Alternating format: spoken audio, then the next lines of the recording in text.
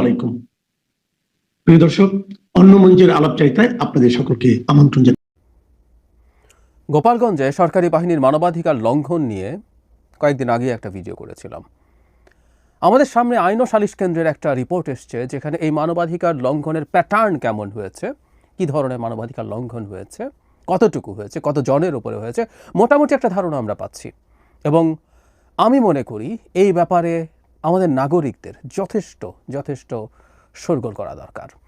কারণ গোপালগঞ্জে আমরা কি করতে যাচ্ছি, কি করছি, কি করে ফেলেছি, বা করে ফেলার পর পরবর্তী প্রতিক্রিয়া সরকার কি ব্যবস্থা নিচ্ছে, সেটা অনেক ক্ষেত্রে নির্ধারণ করবে, প্রমাণ করবে আমরা শেখ হাসিনা নাকি শেখ হাসিনা না। অন্তত এই একটা জায়গায় খুবই জরুরি, এটা খুবই জরুরি। একটা ছোট ব্যাকগ্রাউন্ড বলে রাখা ভালো। 5 আগস্টের পরবর্তী সময় আমি গোপালগঞ্জকে নিয়ে একাধিক ভিডিও করেছি। আমি এটা বলার চেষ্টা করেছি, বাংলাদেশের ভেতরে একটা স্বাধীন আওয়ামী গোপালগঞ্জ থাকতে পারে না। এটা আমি এখনও মনে করি। ওখানে নানা রকম ঘটনা ঘটেছে, সরকার তেমন কিছু করেনি। এবং রাইটলি আমরা এটা মনে করেছি যে গোপালগঞ্জে লোকজন গিয়ে, আওয়ামী লীগের লোকজন, বিশেষ করে ক্রিমিনালরা গিয়ে হাজির হয়েছে। সো ওখানে সরকারের দীর্ঘমেয়াদী একটা জেনুইন একটা অভিযান থাকার কথা ছিল এসব ক্রিমিনালদেরকে ধরার জন্য।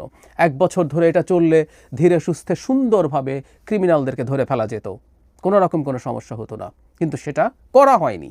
এটা একেবারেই সরকার মনোযোগ দিয়ে করেনি। পরবর্তীতে আমরা দেখেছি এনসিপি তাদের পদযাত্রা করছিল, যদিও গোপালগঞ্জের ক্ষেত্রে সেটা মার্চ টু গোপালগঞ্জ এরকম হয়েছে। সংঘাত হয়, মারামারি হয়, রীতিমতো এপিসিতে করে এনসিপির নেতাদেরকে, মিলিটারির এপিসিতে করে এনসিপির নেতাদেরকে রেস্কিউ করতে হয়েছে।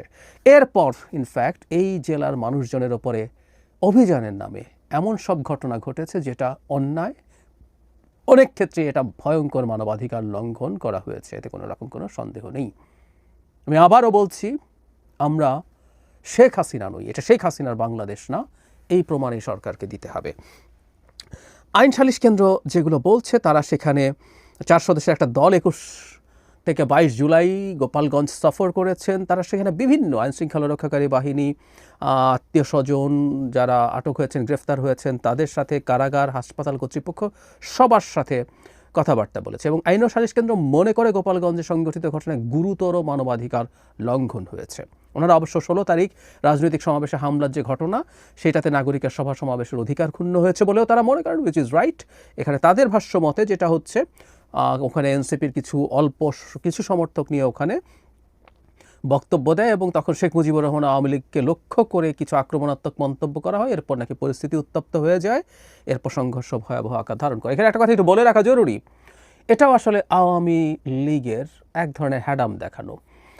কেউ আক্রমণাত্মক বক্তব্য দিতে পারে, এটা দেয়া মানে গণতন্ত্রে কতটুকু সীমা আছে এটা নিয়ে ডিবেট আছে। আমরা এটা সরিয়ে রেখেও যদি বলি, আক্রমণাত্মক বক্তব্য যদি হয়ও, সেটা অন্তত এই ধরনের সংঘাতে জড়িয়ে যাওয়ার কোনো উপলক্ষ হতে পারে না। আমি ব্যক্তিগতভাবে মনে করি তারা বসেই ছিলেন এখানে একটা ঝামেলা করার জন্য, তারা তাদের শক্তি দেখানোর চেষ্টা করছিলেন। তারা এটা শেখ হাসিনা বা আওয়ামী লীগের নির্দেশপ্রাপ্ত হয়েই তারা এক ধরনের দীর্ঘ সময়ের প্রস্তুতি নিয়েছেন। আমরা এরকম রিপোর্ট প্রথম আলোতে দেখেছি যে দিনের পর দিন বেশ কয়েকদিন ধরে গ্রামাঞ্চল থেকে শহরে লোকজন এসছে, বিভিন্ন জায়গায় অবস্থান নিয়েছে। সো এই প্রস্তুতি ছিল। এবং তারা বলছেন ওখানে গোপালগঞ্জের লোকজন সাধারণ জনতা রাস্তায় নেমে আসে। এগুলো সাধারণ জনতা নয় মোটেও, এগুলো অর্গানাইজড লোকজন। কারণ আমি একটা ধারণা করছিলাম, একটা ভয়ের জায়গা ছিল যে টুঙ্গিপাড়ার দিকে তারা যান কিনা। আমি ওই দিন তাদের ভাষায় মার্চের সকালবেলা এই আশঙ্কা করেছি যে কেউ উস্কানি দিচ্ছেন, তারা এটুকু না করলেই হবে। কিন্তু যেটা তারপরে অনুমান করা গিয়েছিল যে ধরনের একটা ঘটনা ঘটতে পারে, তারা সেখানে যান নাই, তারপরে তারা এই হামলাটা করেছেন। এবং আমি মনে করি এই লং মার্চ বলি, এই পদযাত্রা বলি বা মার্চ বলি, এটা না হওয়াই উচিত ছিল। যাই হোক, তারপর বলছে গোপালগঞ্জের সমাবেশে সকাল থেকে স্থানীয় বিভিন্ন তাদের হাতে লাঠিসোঁতা দেশীয় অস্ত্র ছিল। 16 জুলাই রাত থেকে কারফিউ এবং 144 ধারা চলাকালে নির্বিচারে নাগরিকদের আটক ও গ্রেফতার করার অভিযোগ রয়েছে। এমনকি আটকের ভয় দেখিয়ে অর্থ আদায়ের মতো অভিযোগও আছে। যখন এই ধরনের নির্বিচার গ্রেফতার হয়, আমরা শেখ হাসিনার সময় দেখেছি বিএনপির লোকজনের নামে মামলা দেওয়া হতো। আমি দেখাবো এই জায়গায় প্রচুর অজ্ঞাত আসামি থাকে, এরপর কাকে ঢোকাবো না ওই তালিকায় এটা দিয়ে মামলা বাণিজ্য বলে একটা শব্দই আমরা আমাদের রাজনৈতিক অভিধানে পেয়েছিলাম। ঠিক সেই জিনিসটা এখানেও ঘটেছে। ভয়ে মানুষকে নিজ বাড়ি ছেড়ে অন্যত্র পালিয়ে থাকতে হচ্ছে, নিরপরাধ সাধারণ মানুষের মধ্যে এক ধরনের ভীতিকর পরিস্থিতি বিরাজ করছে। জেলার যেসব এলাকা সমাবেশকে কেন্দ্র করে সহিংসতা কিংবা অপ্রীতিকর ঘটনা ঘটেনি, সেসব এলাকাতেও আইনশৃঙ্খলা রক্ষাকারী বাহিনীর ধরপাকড়ের অভিযোগ রয়েছে। ধরপাকড়গুলোর প্রবলেম হচ্ছে, ওই যে বললাম, যখন হুট করে কোনো কাজ করতে হয়, কোনো কিছুর প্রতিক্রিয়ায় মারাত্মক রিয়াকশন দেখাতে হয়, আমাদের আইনশৃঙ্খলা রক্ষাকারী বাহিনীগুলো তো আসলে দীর্ঘ সময় শেখ হাসিনার নিপীড়নমূলক যে পদক্ষেপ সেটাই অভ্যস্ত হয়ে আছে, তখন এই ধরনের ভুল হতেই পারে। এজন্য বারবার আমি নিজে বহুবার বলেছি, খুব দ্রুত, স্মুথলি, সিস্টেম্যাটিকলি মানবাধিকার প্রিজার্ভ করে গোপালগঞ্জে 1 বছর ধরে অভিযান হতেই পারত, কিন্তু সেটা হয়নি।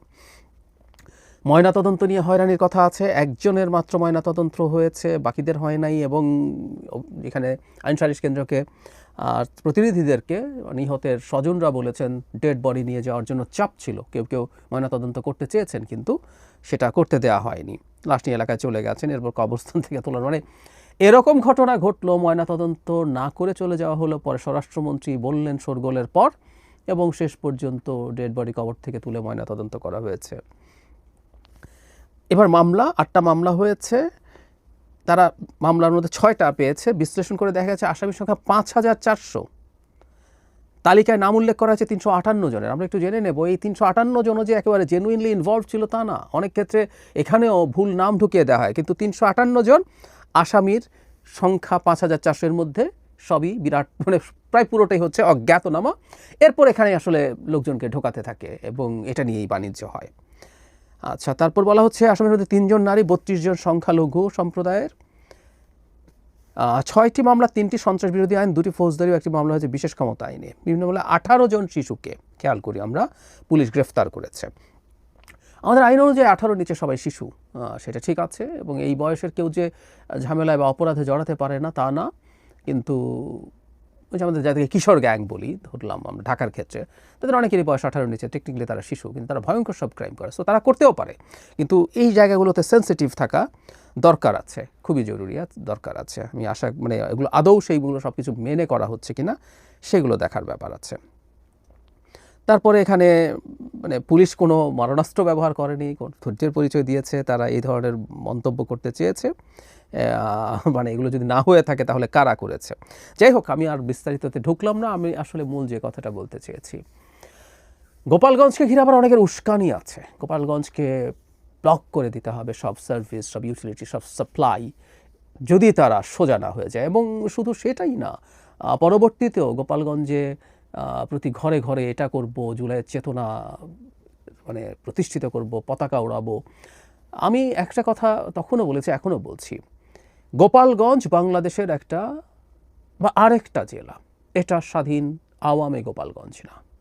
এখানে বাংলাদেশের যে কোনো রাজনৈতিক দল তার সমাবেশ করতে পারবে, যে কোনো রাজনৈতিক দল।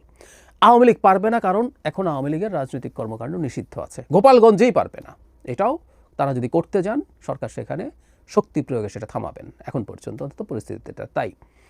এই যে উস্কানিমূলক বক্তব্য দিয়েছে বলে হামলে পড়বো, আমি আগে থেকে প্রস্তুত হয়ে আছি, এগুলো স্পন্টেনিয়াস কিছু ছিল না, এটা অর্গানাইজড এবং প্রস্তুত। গোপালগঞ্জবাসীর এই জিনিসটা মনে রাখতে হবে এবং তাদের মানতে হবে তাদের সন্তান শেখ হাসিনা, ইতর শেখ হাসিনা এই জাতিকে কি করে গেছে।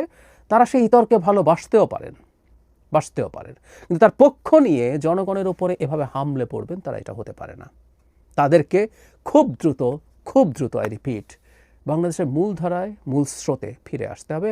বাংলাদেশকে এবং বাংলাদেশের পরিবর্তনটাকে মেনে নিতে হবে, না হলে তারা আসলে সংকট বাড়াতে থাকবেন। এখন সেটা করলে কি সরকারি বাহিনী তা করবে?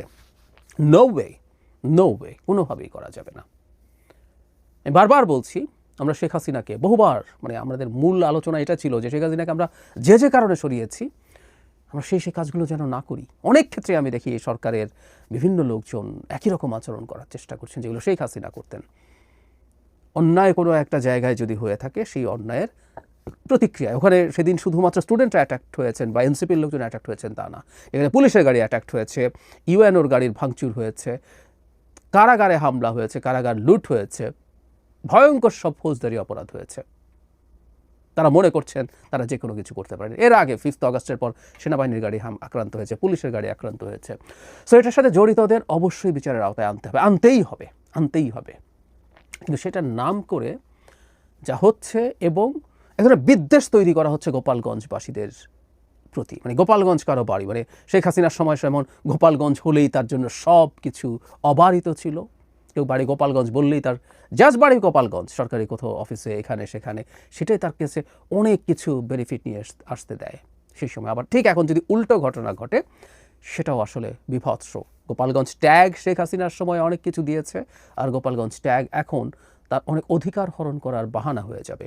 এটাও হতে পারে না।